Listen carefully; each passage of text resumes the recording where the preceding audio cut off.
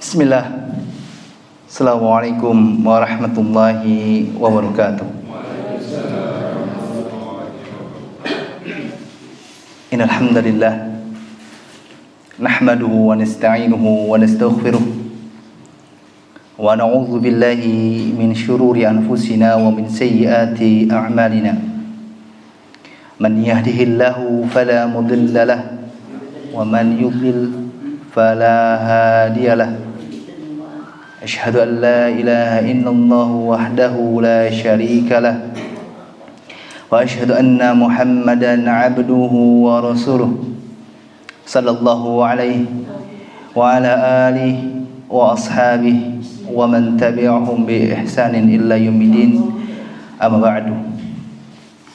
Kepada para jamaah Masjid Az-Zamani dan pemirsa Khair TV dimanapun berada, yang semoga Allah Azza wa Jalla selalu menjaga kita dan keluarga kita, dan semoga Allah Azza wa Jalla selalu mencukupi kebutuhan kita beserta keluarga kita dengan rezekinya yang Allah berkahi.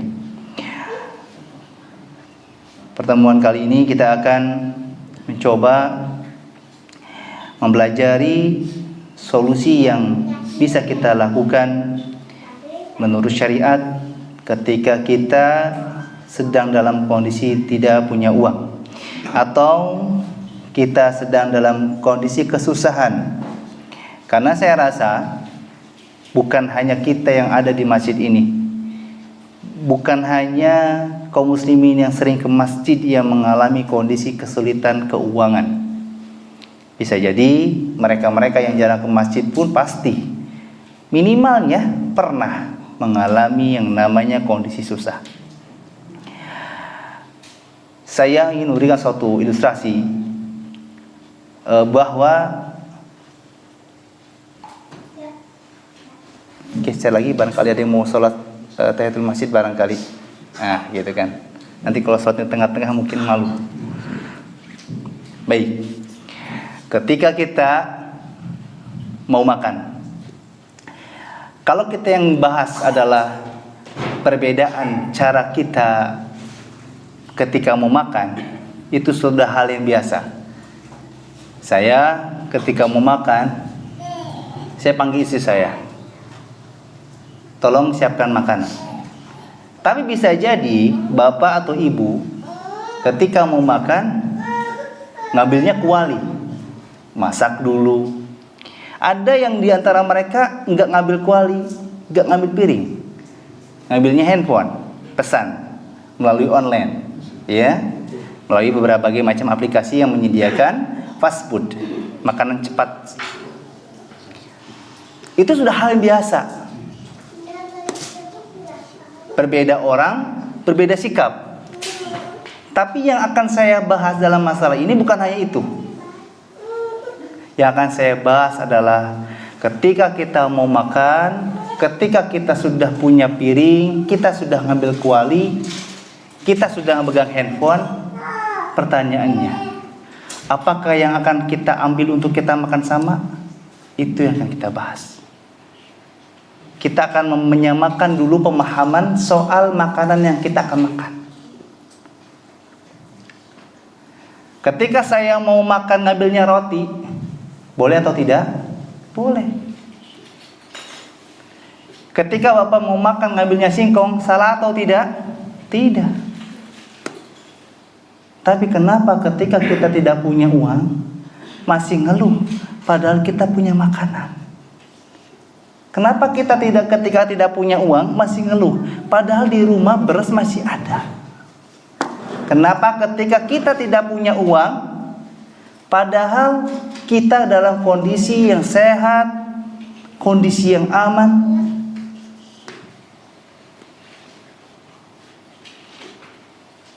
Minimalnya kalau saya sudah membahas begini, hati kita sudah mulai bergumam. Oh iya. Minimalnya ada 2 poin yang akan saya bahas tentang cara memahami rezeki dan cara mendapatkan rezeki. Cara bagaimana memahami apa yang kita butuhkan dan cara bagaimana kita mendapatkan apa yang kita butuhkan. Kita akan bahas bagaimana caranya kita ketika mau makan dan bagaimana caranya kita menentukan apa yang kita makan. Mengawali pembahasan ini, saya pun membawakan perkataan dari Imam Ibnu Al-Manzur rahimahullah. Beliau berkata, ar-rizku atau rezeki adalah sebuah kata yang sudah dimengerti maknanya dan terdiri dari dua makna. Ya, ini kayak Bapak Ibu sedang konsultasi ke dokter, saya sarankan dicatat agar tidak lupa, biar nanti pulang ke rumah tahu obat mana yang harus ditebus. Jangan sampai kita harus menebus obat penurun panas yang kita tebus obat mencret, nggak nyambung. Kata Imam Ibnu Manzur, makna rezeki yang pertama adalah sesuatu yang terlihat zahir. Apa contohnya? Sehat. Maaf, makanan pokok, beras, uang mah udah kapuhan. Apalagi yang kita punya yang terlihat? Air minum. Dan yang kedua kata Imam Ibnu Manzur, rezeki yang kedua maknanya adalah sesuatu yang sifatnya batiniyah atau tidak terlihat. Di antaranya adalah ilmu pengetahuan. Ini bagian dari rezeki kata Imam Ibnu Manzur rahimahullah. Penjelasan beliau dari kitab Lisanul Arab jilid 10 halaman 1115. Kata para ulama, berdasarkan perkataan beliau, maka rezeki itu bukan cuma sesuatu yang bisa kita lihat, seperti harta atau kata lain adalah uang. Tapi termasuk juga sesuatu yang tidak bisa kita lihat seperti sehat. Sehat itu kan sebetulnya kita bisa anggap sesuatu yang terlihat, dan ternyata juga bisa kita sebut sebagai sesuatu yang tidak terlihat. Ya. Sehat itu subhanallah, masya Allah, la quwata illa billah. Saya selalu menjadikan poin sehat ini sebagai motivasi ketika drop. Jangan dikira seorang dokter nggak pernah sakit, pasti pernah sakit. Jangan dikira seorang dai nggak pernah drop, pernah drop. Sampai titik di mana subhanallah, ada kakak kelas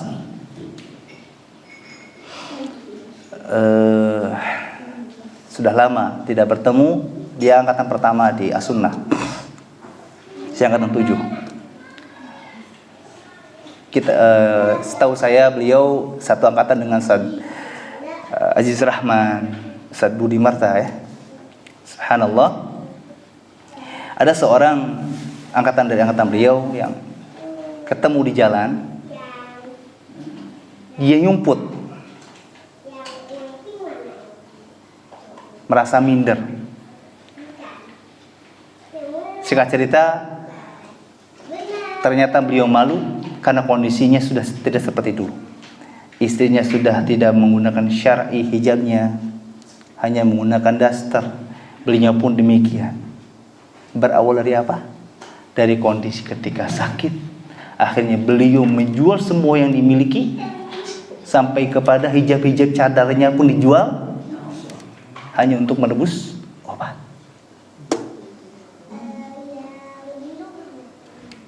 Dari suatu kesehatan bisa berimbas kepada ekonomi dan berimbas kepada imanan.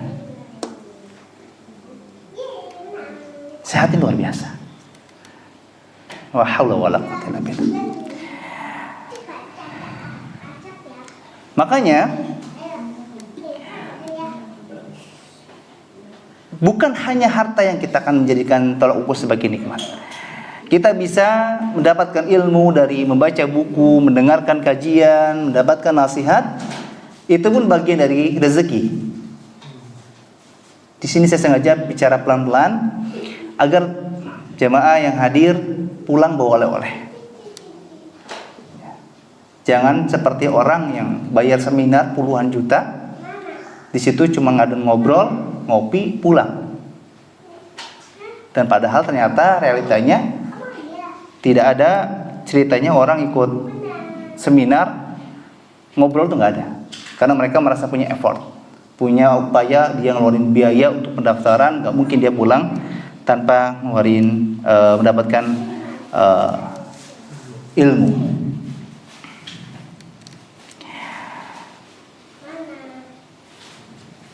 Nabi Muhammad SAW bersabda, sesungguhnya Roh Kudus, yaitu Jibril alaihissalam, telah membisikkan ke dalam batinku bahwa setiap jiwa tidak akan mati hingga sempurna ajalnya, dan sudah dia habiskan semua jatah rezekinya. Maka sebab itu bertakwalah kepada Allah dan berbaguslah dalam mencari rezeki. Jangan sampai tertundanya rezeki mendorong kalian untuk mencarinya dengan cara bermaksiat pada Allah Azza wa Jalla. Karena rezeki di sisi Allah tidak akan bisa diperoleh kecuali dengan patuh kepadanya. Hadis ini disahihkan oleh Syalbani dalam kitab Sahihul Jami nomor hadis 2085. Nabi SAW menyampaikan pesan dari Jibril bahwa setiap jiwa tidak akan pernah mati sampai dia mendapatkan dua hal: menerima semua yang Allah berikan dan menikmatinya.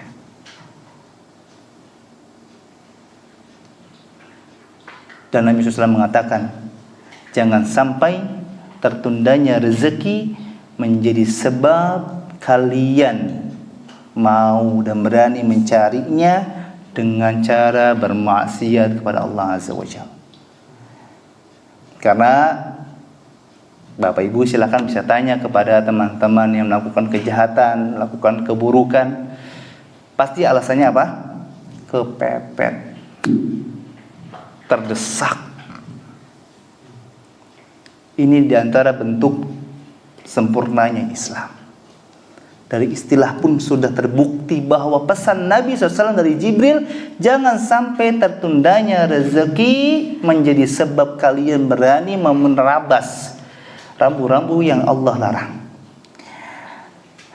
Dalam riwayat Imam Muslim, Nabi SAW sudah memberikan dua pilihan. Bersabarlah kalian dalam mencari rezeki. Karena salah-salah di antara kalian ketika tidak bersabar mendapatkan rezeki yang telah Allah tentukan, maka Allah akan kurangi. Dalam hadis ini ada dua pilihan untuk kita. Kita mau bersabar atau tidak. Bersabar konsekuensinya kita akan dapat rezeki yang sudah Allah tentukan full. Layaknya kita dapat gaji tanpa adanya potongan-potongan, potongan absen, telat cek sidik jari masuk ya, telat karena pulang segala macam, full. Tapi ketika kita tidak sabar, kita akan dapat, tapi tidak akan utuh.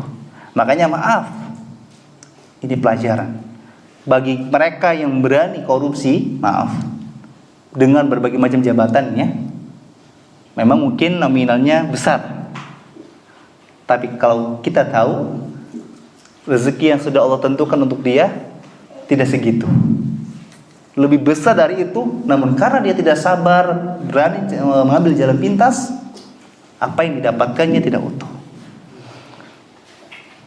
Kita sebagai ojek online atau ojek offline kan biasanya bergilir tuh kalau ojek offline ya sama-sama ngertilah.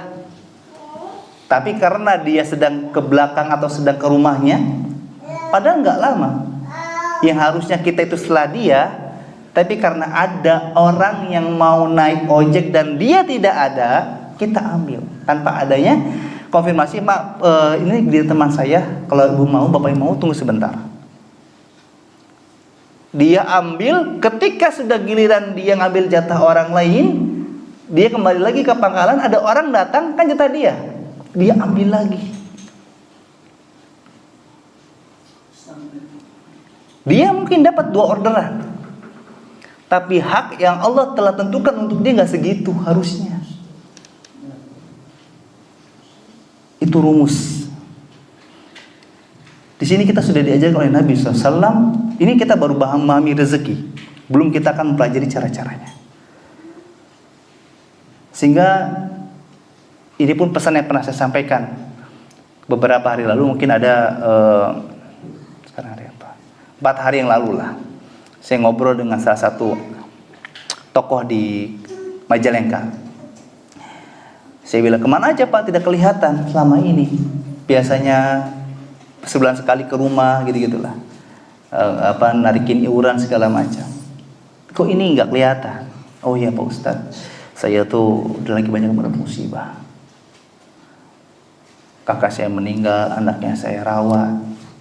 Ibu saya linglung, sekarang pikun suka pergi nggak karuan, tiba-tiba hilang. Dia sampai harus menanggalkan rasa malunya. Dia datang ke desa untuk meminta bantuan. Saya bilang, Bapak bersabar. Cukup keberanian Bapak untuk menanggung anak kakak untuk disekolahkan. Itu menjadi satu cara Allah akan berikan rezeki pada Bapak. Cuman pesan saya, sabar aja, tunggu pencairan itu datang. Kan yang berat itu sebetulnya nunggu kan. Misalkan kita gajian tanggal 2. Kalau yang PNS, yang non PNS biasanya tanggal 25. Tanggal 20 ke 25 itu kan 5 hari. Tapi karena nungguin gaji, berasanya kayak setengah bulan. Lama. Inilah penentu kita akan dapat rezeki kita utuh atau tidak utuh itu. Dan konsekuensi keduanya, halal atau tidak halal. Kan rugilah, kita sudah dapatnya tidak utuh, ditambah kita mendapatkannya tidak halal. Allah cabut keberkahan. Maka berdasarkan hadis tersebut, kita diperintahkan oleh Allah Azza wa Jalla untuk berupaya mencari rezeki dengan cara yang baik. Ajmilu fit talab. Dan di antara maksud dari perintah tersebut adalah jangan sampai kita berputus asa, pesimis ketika belum mendapatkan rezeki yang halal. Sehingga kita berani menempuh cara yang salah, berani bermaksiat pada Allah Azza wa Jalla.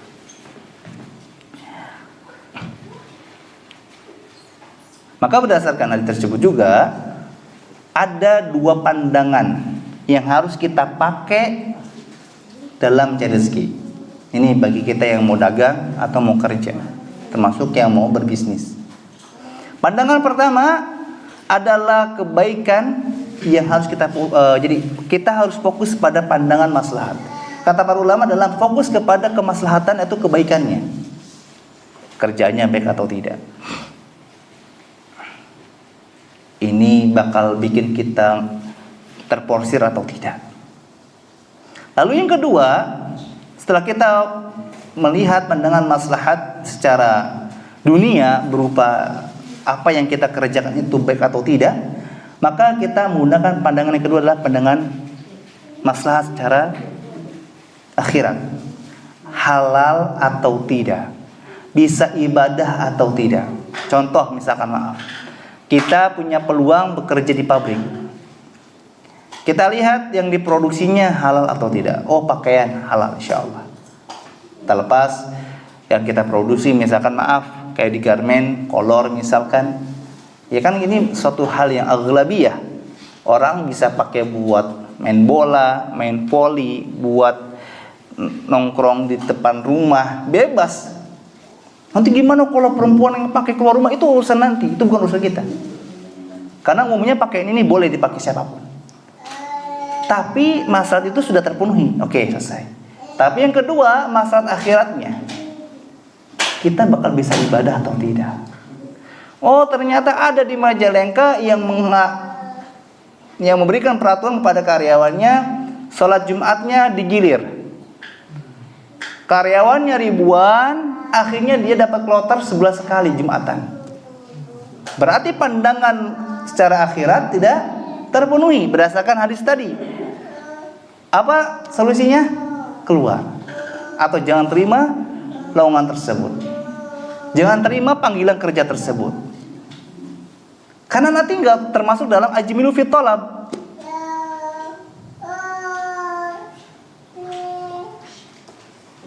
Karena kita itu terkadang cuma satu poin doang. Apa nih kerjaannya? Oh, yang penting halal. Syarat halal bukan begitu. Ngapain kita tinggal serumah dengan istri yang tidak shalih? Buat apa kita tinggal serumah dengan suami yang tidak shalih? Itu sama seperti ngapain kita kerja sama orang yang melarang kita beribadah pada Allah Azza wa Jalla. Jangankan bos, pemimpin kita pun, pemerintah kita, ketika dia melarang kita untuk beribadah pada Allah, boleh kita untuk tidak patuh kepadanya. Apalagi ini hanya sebatas bos.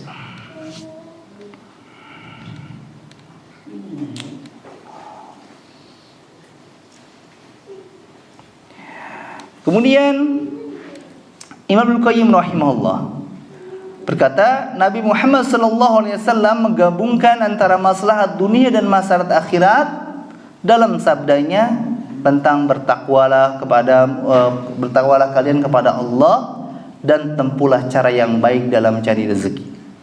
Hal tersebut kata Ibnu Qayyim dikarenakan nikmat dan kelezatan akhirat bisa diraih dengan ketakwaan kepada Allah. Sedangkan ketenangan hati dan badan serta tidak rakus dan serakah pada dunia, lalu tidak ada rasa capek dalam mengejar dunia, semua itu hanya bisa diraih ketika seorang hamba memperbagus caranya dalam mencari rezeki. Orang dagang sama bisnis capek mana, Pak? Capek dagang. Kalau dia jualan dapat duit, kalau nggak jualan nggak dapat enggak? Enggak. Kalau bisnis, dia keluar rumah atau tidak keluar rumah, dapat duit tidak? Insya Allah dapat.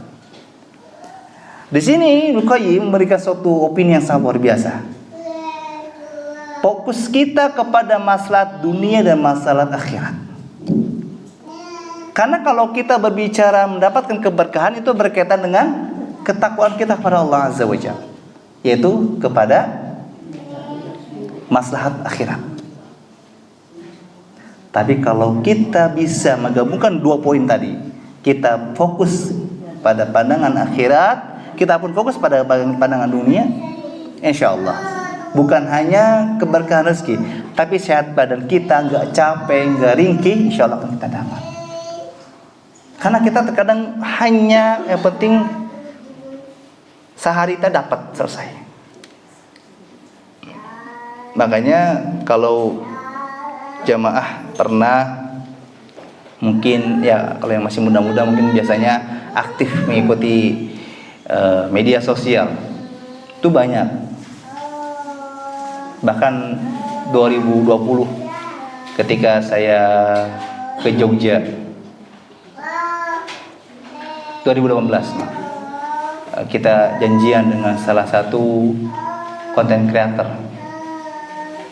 yang isi kontennya tuh sosial eksperimen. Dia datengin wanita malam. Yang kita bikin gedek adalah ketika diwawancara, apa yang membuat kakak berani bekerja seperti ini? Apa jawabannya? Yang penting pekerjaanku tidak merugikan orang lain, jadi halal.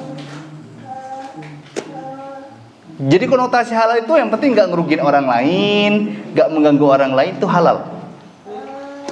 Makanya di awal saya mengatakan kita harus menyamakan pemahaman kita terhadap rezeki. Nanti konsekuensinya kita akan menyamakan pemahaman tentang halal. Nanti ada kata toyib, kan gitu. Contoh jengkol. Bagi yang suka jengkol, toyib tidak? Toyib baik. Satu porsi nggak cukup. Tapi bagi kita yang nggak suka, nggak toyib. Jangankan makannya, aromanya pun nggak toyib kan gitu. Nah harus disamakan. Toyib itu apa? Selera kah? Atau selain dari itu? Kemudian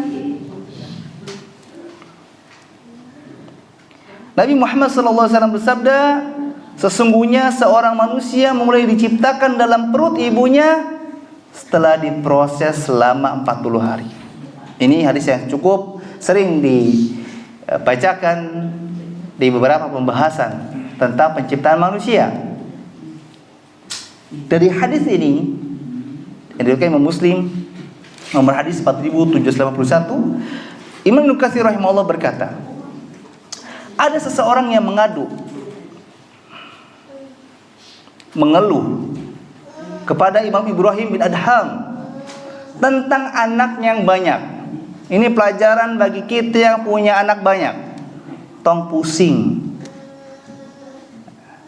Nih, ada orang yang ngadu ke Imam Ibrahim bin Adham rahimahullah tentang anak yang banyak. Kemudian beliau menyampaikan kepada orang tersebut, anakmu yang rezekinya tidak ditanggung oleh Allah, bawa ke sini.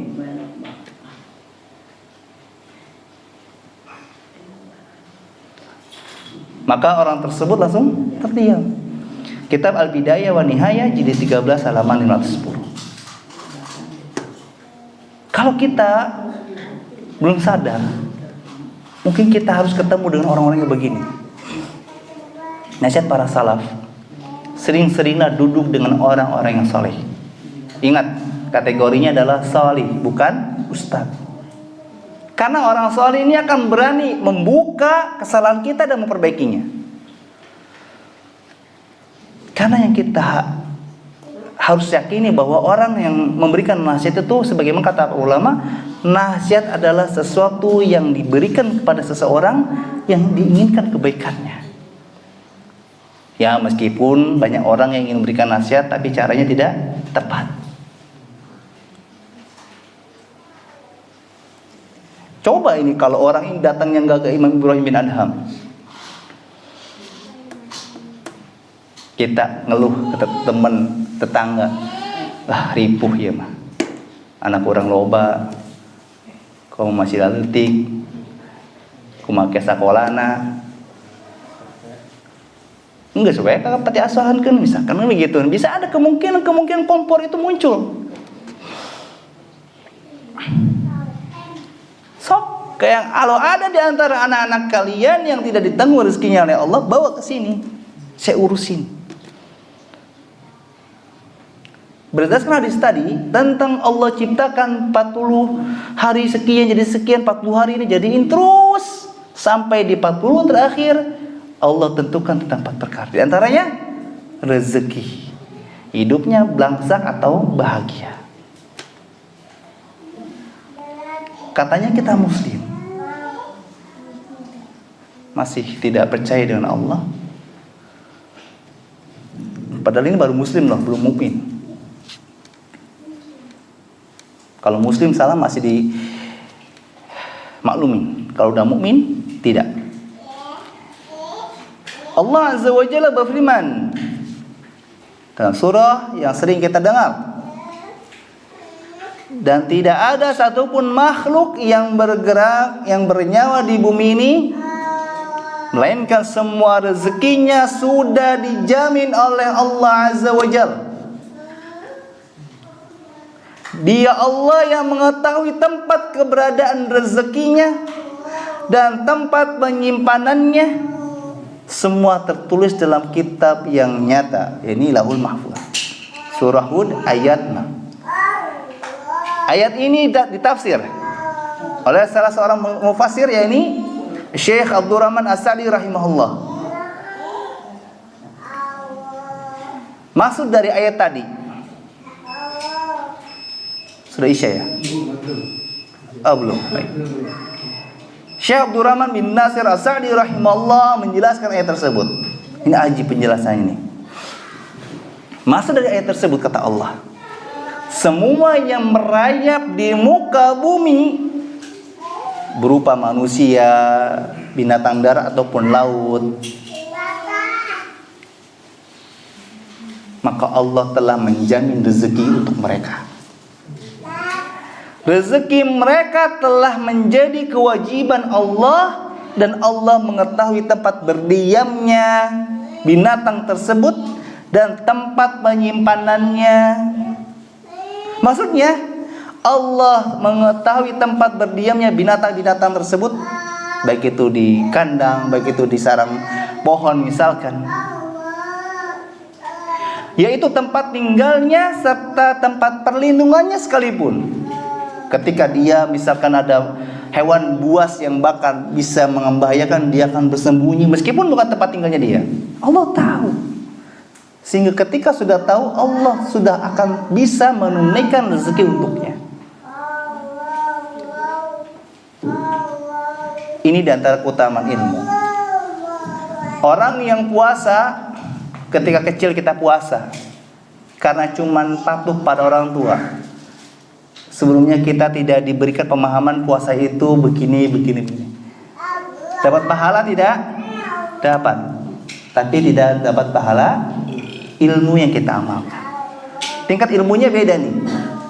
Tapi ketika kita sekarang sudah ngaji, puasa, kita kerjain karena sudah tahu ilmu dan keutamaan dari suatu amalan puasa. Apakah pahala yang kita dapatkan sama seperti dulu? Tidak. Karena kita sekarang sama-sama mengerjakan puasa, bedanya dulu mah tanpa ilmu, sekarang dengan ilmu.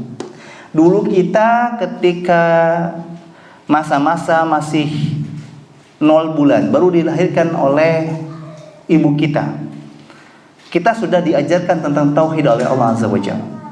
Allah sudah mentreatment kita, memperkenalkan cara Allah memberikan rezeki kepada kita. Yang awalnya kita di kandungan dapat satu jalur rezeki, Allah putus, tapi Allah enggak diam begitu saja. Allah ganti dengan satu atau dua. Selesai 2, kita sudah mulai MPASI. Allah tutup 2 rezeki dari 2 susu ibunya selama 2 tahun. Apakah Allah biarkan? Tidak. Allah ganti dengan 1 atau 2? Tidak. Lebih dari itu. Kita bisa makan bubur, kita bisa makan buah-buahan, kita bisa minum susu selain susu ASI, kita bisa minum air mineral, kita bisa minum madu. Ketika sudah menjelang dewasa, Allah tutup itu semua. Masa iya kita sudah bawa makan bubur MPASI? Kan nggak mungkin. Apakah Allah biarkan begitu saja? Tidak. Allah gantikan dengan jumlah yang lebih banyak. Kita bisa makan ayam panggang, ayam goreng, ayam crispy, ayam geprek, ayam mata, wah macam-macam. Dari ayam saja sudah macam-macam. Padahal itu makan kan enak. Tapi ketika kita kecil kita bisa makan, tidak boleh. Pedasnya nggak cocok untuk anak, kan begitu. Ini adilnya Allah. Cuman kan pada saat itu kita belum melek, karena kita belum ngaji, kita belum belajar. Maka setelah kita memahami tentang cara mencari rezeki, memahami rezeki, maka meskipun rezeki telah ditetapkan oleh Allah sejak manusia berada di dalam perut ibunya, tapi Allah tidak menjelaskan secara rinci kadarnya. Bahkan tidak ada seorang pun yang bisa mengetahui jatah rezekinya pada hari ini, besok dan seterusnya. Memang kita nggak pernah tahu kita bisa makan apa, kita bisa beli apa, kita punya uang berapa. Tapi yang kita tahu, kita masih punya usia untuk menikmati rezeki Allah. Kita sama seperti halnya kita punya persepsi. Bapak, ibu, saya tidak pernah tahu amalan mana yang telah kita kerjakan yang Allah terima. Betul tidak? Tapi yang kita tahu, kita masih punya kesempatan untuk beramal. Baik, pembahasan selanjutnya tentang cara mendapatkan rezeki. Pertama, saya kasih clue. Ada 3B yang kita akan bisa kerjakan untuk mendapatkan rezeki Allah. Ini kayak orang lagi mencret, lagi flu, lagi panas, lagi pegel-pegel, terus dikonsultasi dengan orang yang paham tentang keutamaan obat. Dikasihnya habatus sauda. Nyambung atau tidak? Tidak nyambung. Tapi memang ada hubungannya tidak? Ada. Karena kata Nabi SAW, Habatus Sauda ini obat semua penyakit kecuali kematian.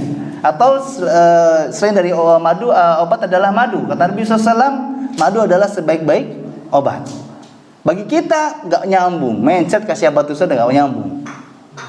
Nah, ini yang saya akan bahas itu nggak nyambung memang, tapi terhubung. Pertama, beristighfar kepada Allah Azza wa Jalla.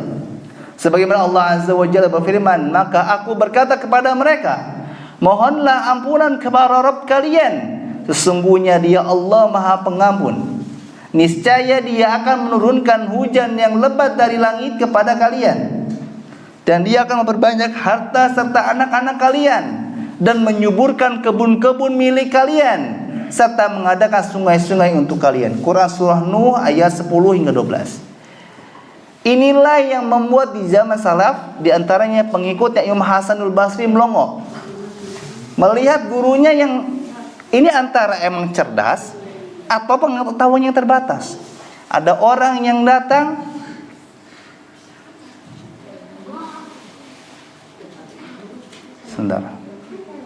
Ada orang yang pertama datang ngeluh di desanya 2 tahun tidak turun hujan. Ya, orang yang kedua datang karena dia sudah 2 tahun tidak punya anak. Satu lagi datang karena di desanya tumbuh-tumbuhan tidak tumbuh. Tapi 3 orang yang konsultasi dengan masalah yang berbeda, nasibnya sama, beristighfar kepada Allah. Kan kita bingung, ini nggak ada jawaban lain. Ini memang Imam Hasanul Basrinya yang pengetahuannya terbatas, atau emang beliau yang cerdas? Karena sesuai firman Allah ini, maka mintalah ampunan kepada Allah. Solusi pertama, ketika kita sedang minta kepada Allah, Allah akan menurunkan air hujan yang lebat. Maka cocok untuk orang yang sudah kemarau 2 tahun. Nah gitu. Lalu yang kedua, Allah akan memperbanyak harta serta anak-anak kalian. Yang mandul bisa punya anak. Lalu yang ketiga, yang mungkin merasa tubuh-tubuhannya nggak subur, ya Allah di sini sudah menjanjikan akan menyuburkan kebun-kebun kalian. Istighfar ini kayak Habatus Sauda, bisa merambah semua penyakit. Karena asal mula kesulitan hidup dari mana? Dari dosa. Kalau ini sudah hilang, semuanya gampang. Kita sebagai orang yang rajin di tempat kerja kita, semua prestasi kita diakui oleh teman-teman kita. Tapi ternyata kita melakukan satu kesalahan yang berefek kepada bisa jadi gaji kita tertunda atau dikurang. Tapi ketika kesalahan itu tidak ada, insya Allah semua hak kita sebagai karyawan akan dipenuhi oleh atasan kita. Tapi ini hebatnya Allah, kita segitu kerasnya dikasih ujian, berbagai macam ujian, masih belum kapok. Ibadah masih belum giat. Masih dapat rezeki tidak? Masih. Kayak kita kayak nggak punya mahal. Kita kalau disindir sama tetangga aja, nyelekitnya bukan main. Ini Allah sudah sangat baik sama kita. Nabi Muhammad SAW bersabda, barang siapa yang berbanyak istighfar, niscaya Allah akan memberikan jalan keluar dari setiap kesedihannya, kelapangan untuk setiap kesempitannya, dan rezeki dari arah yang tidak pernah diduga. Hadis riwayat Imam Hakim, jadi nomor 7896, dan beliau menyatakan sanadnya sahih. Makanya saya menyarankan Bapak Ibu kalau sedang beraktivitas, perjalanan, apapun itu, ahsan sebaiknya banyak-banyak beristighfar. Simpel. Astagfirullah, astagfirullah, astagfirullah. Mau ditambah dengan wa atubu ilaih boleh, atau astagfirullahaladzim boleh. Dan tidak perlu dihitung. Karena ini termasuk zikir mutlak. Kalau kita hitung masuk bid'ah. Karena kita menentukan jumlahnya tanpa dalil. Jangan dihitung aja. Ini ada tips. Biasanya kalau kita sudah bisa mempertahankan 2 menit awal zikir apapun itu ya, la haula wala quwata illa billah, yang punya keutamaan yang sangat besar juga. Contoh misalnya kita bahas istighfar, 2 menit awal aja kita pertahanin, kira-kira aja, nggak usah lihat jam begini. Insya Allah mulut sudah refleks. Lagi macet, ada tiba-tiba ibu-ibu sen kiri belok kanan pun tetap istighfar, tetap jalan. Karena kalau 2 menit ini sudah dijaga, insya Allah refleks sananya. Dengan suara lirih ya, pelan aja, astagfirullah. Bayangkan, pertama keutamaan istighfar tadi, ya, diberikan jalan keluar dari setiap kesedihannya, kemudian kelapangan untuk setiap kesempitannya, dan rezeki yang dari arah yang nggak pernah duga.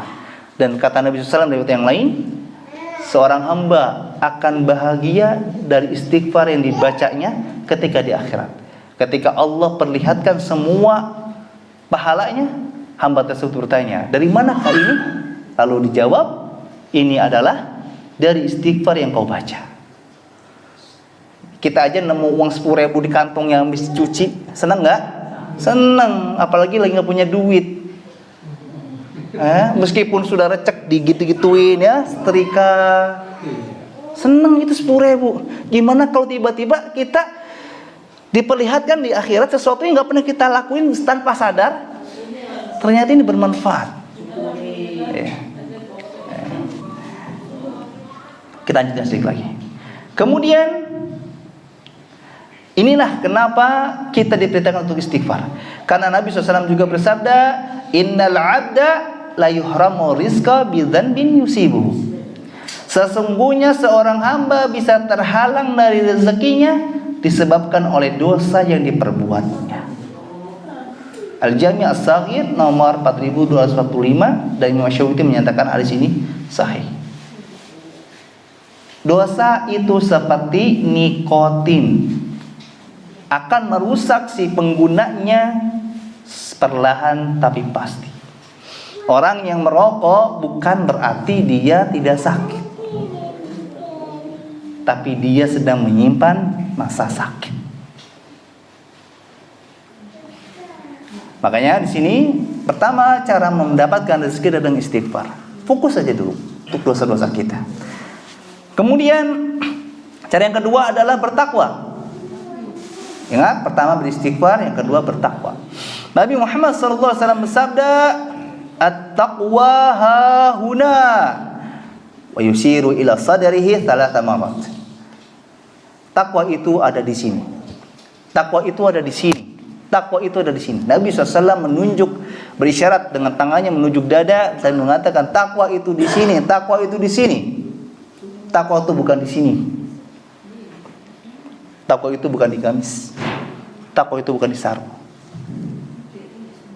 Hadis Imam Muslim nomor hadis 4650. Allah Azza wa Jalla berfirman, barang siapa yang bertakwa kepada Allah, pasti dia Allah akan memberikan jalan keluar, solusi untuk urusannya.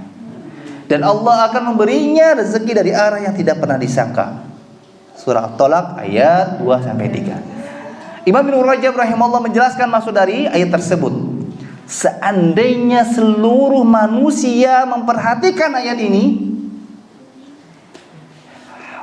merasasikan takwa dan tawakal dengan benar, tentu hal tersebut akan mencukupi urusan dunia serta agamanya. Ini luar biasa. Kata Ibnu Rajab, kalau saja ayat ini sudah benar-benar dihafal dan dipahami, ini akan menjadi pencukup semua urusan kita. Karena dia sadar urusan duit, urusan yang lain-lain, urusan gak kelar-kelar, punya masalah sama orang tua, masalah sama keluarga, sama teman kajian. Wah, ini kayaknya komplikasi masalahnya. Nah, berpeganglah dengan ayat ini, kata Ibnu Rajab.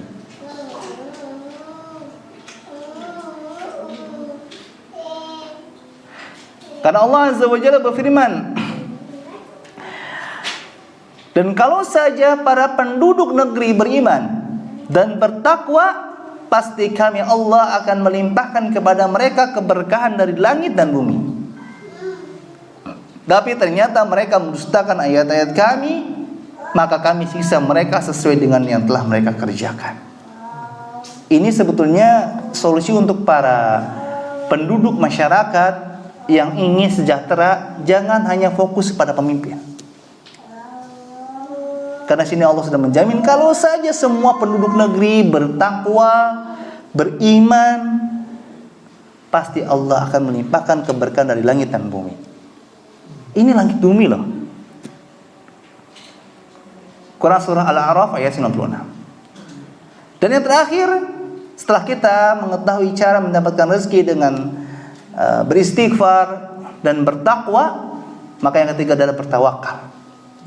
Nabi Muhammad SAW bersabda, andai saja kalian bertawakal kepada Allah dengan benar, pasti kalian akan diberi rezeki seperti rezekinya burung. Burung pergi di pagi hari dalam kondisi perut kosong, lapar, pulang di sore hari dalam kondisi perut penuh, kenyang. Hadits Imam Tirmidzi nomor hadis 2066. Imam Ibnu Rajab rahimahullah berkata, tawakal itu menjadi sebab terbesar datangnya rezeki. Burung keluar dari sarangnya di pagi hari, tahu nggak mau makan apa? Prinsipnya tadi, burung kita tidak pernah tahu apa yang akan kita makan pada hari ini. Gak akan pernah tahu berapa banyak makanan yang akan kita dapatkan hari ini.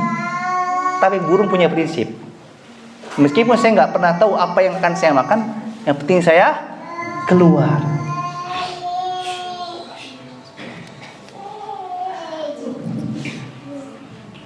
Allah Azza wa Jalla berfirman, dan barang siapa yang bertawakal kepada Allah, pasti Allah akan memberikan kecukupan untuknya. Quran surah At-Talaq ayat 3. Imam Ibnu Rajab rahimahullah berkata, menjelaskan ayat tadi tentang surah At-Talaq ayat 3. Wa may yatawakkal 'ala Allah fa huwa hasbuh. Kata Ibnu Rajab, inti dari poin tawakal adalah benar dalam menyandarkan hati kepada Allah untuk mendapatkan maslahat atau menolak madarat. Berlaku juga untuk seluruh perkara dunia ataupun akhirat. Dalam tawakal, kita menyandarkan seluruh urusan kita kepada Allah. Dalam tawakal, kita juga menasihkan iman kepada Allah. Dan dalam tawakal pun, kita harus meyakini bahwa tidak ada yang bisa memberi, tidak ada yang bisa mencegah, tidak ada yang bisa mendatangkan mudarat, tidak ada yang bisa mendatangkan maslahat selain Allah Azza wa Jalla. Kitab Jami'ul Ulum wal Hikam jadi 2897. Imam Rajab rahimahullah menjelaskan tentang tawakal. Menempuh sebab dengan upaya badan kita merupakan bentuk ketaatan kepada Allah. Sedangkan tawakal dengan hati adalah bagian dari keimanan pada Allah. Tawakal itu bukan pasrah. Saya kasih ilustrasi begini. Tahu Nabi Musa? Mudah atau tidak Allah menolong Nabi Musa? Mudah. Nabi Musa termasuk orang yang salih? Allah cinta? Pasti. Kita yang gak salih pun Allah tolong atau tidak? Allah tolong. Apalagi Nabi Musa. Tapi ketika Nabi Musa dalam kondisi susah, dihimpit oleh pengikut Fir'aun, Nabi Musa berdoa. Apa yang Allah perintahkan? Untuk mengutuk tongkat. Lalu apa yang terjadi? Air laut terbelah. Nyambung enggak? Enggak nyambung. Temudeng. Ya. Kita enggak bisa menakar apa hubungannya. Tapi ingat, Allah Azza wa Jalla ketika seorang hamba yang salih pun minta kepada Allah, saya lagi terhimpit nih, dia sudah banyak beristighfar, dia menjalankan apa yang Allah perintahkan, meninggalkan apa yang Allah tidak perintahkan. Termasuk apa? Takwa. Lalu dia tawakal, menyandarkan hati kepada Allah, yakin ini nggak ada yang bisa nolong kecuali Allah. Allah nggak langsung tolong. Allah malah perintahkan Nabi Musa untuk apa? Berikhtiar. Dari kisah ini kita ada pelajaran, kalau kita mendapat pertolongan Allah, mendapat rezeki Allah, harus mau berupaya. Tapi ingat, kalau upaya kita, misalkan dagang masih belum laku, kerja masih belum dapat uang yang cukup, bukan ikhtiar kita yang kurang getol, bukan. Tapi tawakal kita yang belum maksimal. Karena dalam kasus Nabi Musa, termasuk tadi ada kisahnya Maryam ketika kondisi sedang hamil, kepayahan. Ketika minta pertolongan pada Allah, apa yang Allah perintahkan? Suruh goyangin pohon kurma. Pohon kurma tuh kita goyangin yang laki-laki pun lagi sehat, Pak, gak bakal kegoyang, apalagi jatuh buahnya. Tapi Allah perintahkan Maryam untuk goyangin pohon kurmanya. Allah janji, kalau kamu goyangin, kami akan jatuhkan buah kurma yang banyak dan segar. Antara upaya kita, keringat kita, ikhtiar kita tidak sebanding dengan hasil. Makanya prinsip usaha tidak akan pernah mengkhianati hasil itu tidak boleh, karena menyelisih tauhid pada Allah Azza wa Jalla. Makanya dalam satu urusan ini prinsip, kalau kita punya suatu peluang dalam satu urusan, jadikan 70-80% tawakal kita pada Allah, takwa kita kepada Allah. Nah, sisanya 20% baru tuh keringat kita yang keluarin. Jangan dibalik. 80% keringat, 20% baru takwa dan tawakal, nggak boleh. Ini kan kebalik. Seolah-olah kayaknya dagang saya masih sepi. Wah, kayaknya belum maksimal nih. Ya, nggak begitu. Sudah banyak kasus-kasus dari kisah-kisah orang-orang salih yang Allah ceritakan dalam Al-Quran.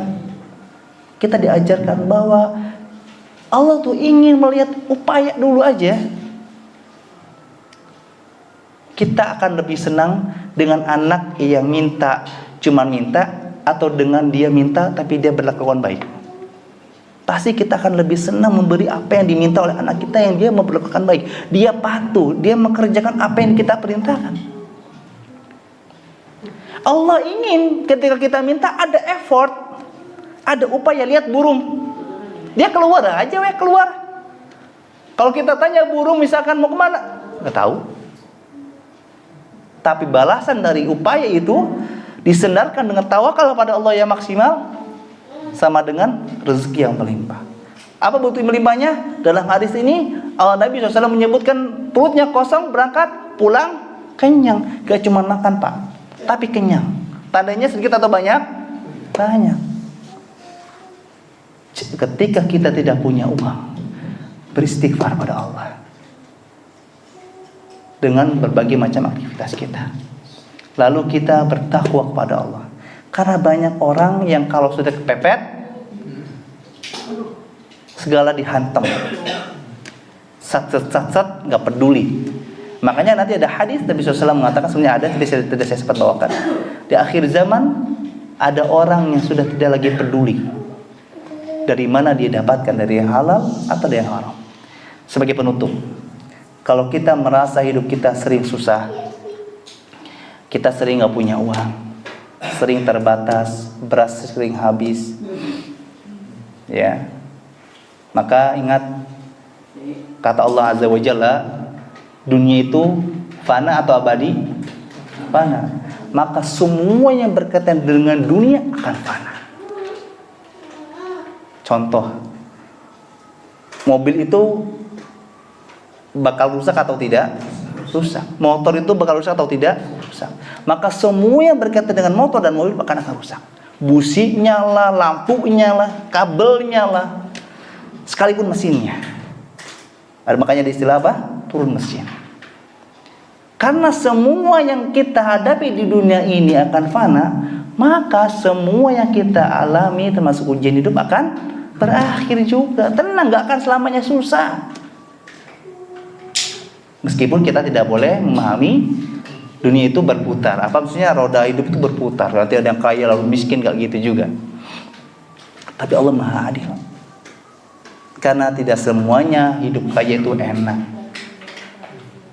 Makanya di sini saya ingin memberikan pesan terbaik untuk diri saya dan untuk jamaah. Lakukan 3 poin ini. Jangan pikirin nyambung atau tidak nyambung. Insya Allah. Karena Allah memberikan rezeki pada kita, hukum asalnya berdasarkan ketakwaan dan tawakal kita pada Allah. Upayanya sedikit aja. Makanya coba lihat, maaf ya, mungkin teman-teman yang sudah pernah umroh ataupun haji, atau pernah tinggal di sana deh. Di sana itu jam operasional kerja, kalau kita berapa jam? 8 jam. Di sana tuh nggak segitu. Hidupnya santai, kerjanya pun santai. Tapi kita dengan mereka sejahtera mana? Sejahtera mereka. Kita berbicara ekonomi dulu. Makanya di sana subhanallah, hatta orang yang cuman sekolah pun kayak kita yang belajar di sana, minimalnya makan itu gak ada yang namanya dengan garam doang tuh gak ada. Mereka gak pernah ada sejarahnya, maaf, terlilit dengan utang yang besar, rela korupsi karena asal kepepet, gak ada. Karena memang mereka profesional, kerja tetap kerja tapi tidak ngoyo. Karena tadi prinsipnya yang penting kan kerja. Karena di sini Allah mensyaratkan tidak harus, maaf ya, seperti tadi Nabi Musa, ketika Allah perintahkan untuk memukulkan tongkat kepada batu atau tanah, kan nggak diperintahin berapa kali. Yang penting pukulin weh. Makanya inilah akibat kenapa muncullah surah Al-Baqarah. Kalau saja pada saat itu langsung patuh, nggak ada yang namanya harus sapi betina. Tapi karena ketika diperintahkan oleh Allah Azza wa Jalla untuk menyembelih sapi, lalu sapi yang mau disembelih laki-laki itu perempuan, akhirnya ribet sendiri. Tapi ketika patuh langsung selesai, udah urusan. Karena Allah Azza wa Jalla juga punya teori yang kita nggak pernah tahu. Kenapa sih begini? Kenapa sih begitu? Ini apapun profesi kita, mau itu kerja, dagang ataupun bisnis, saya rasa masih punya peluang menikmati rezeki yang Allah telah berikan. Dan sekali lagi, rezeki itu bukan hanya uang. Sebagaimana ketika kita mau makan, kita bebas. Kita bisa makan roti, kita bisa makan bubur, kita bisa makan singkong. Sebagian menutup terakhir, ketika kita posisi nggak punya uang, lalu anak kita sakit, atau minimalnya di rumah nggak ada makanan yang bisa kita makan, apa yang kita lakukan? Fokus bekerja, fokus dagang? Belum tentu. Bisa jadi kita nggak peduli, mau kerja, mau dagang, mau berhutang pun akan dijabanin. Kan begitu? Berarti teorinya rezeki itu nggak cuma satu hal, nggak cuma dikabarkan dengan satu cara. Nggak peduli, yang penting sih dapat. Kan begitu teorinya. Meskipun sekalipun harus berhutang. Tapi ini catatan di sini, rezeki bukan hanya uang. Dan rezeki tidak harus dengan kerja. Ya, contoh sederhana. Saya sini sedang mengisi kajian, menyampaikan materi. Saya sedang tidak bekerja.